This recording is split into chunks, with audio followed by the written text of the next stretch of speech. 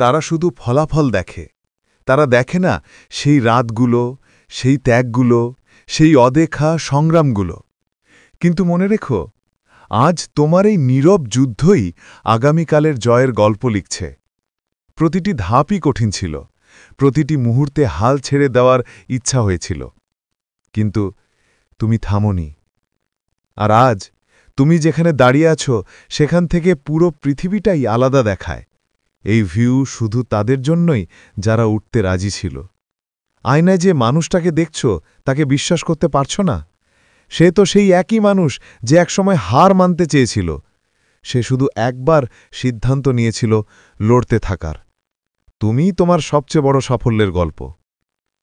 তোমার জীবন কখনো বদলাবে না যদি না তুমি তোমার ডেইলি রুটিন বদলাও।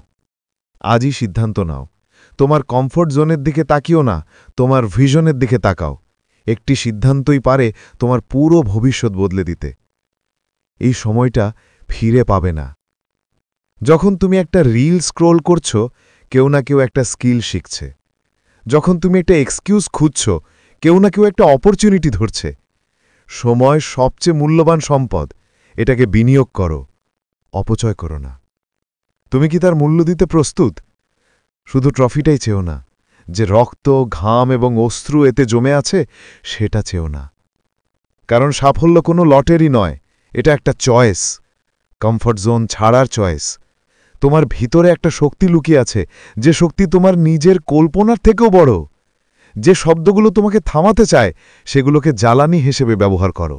বিশ্বাস করো, যখন তুমি জেগে উঠবে তখন তুমি দেখবে তোমাকে থামানোর মতো শক্তি এই দুনিয়ায় নেই।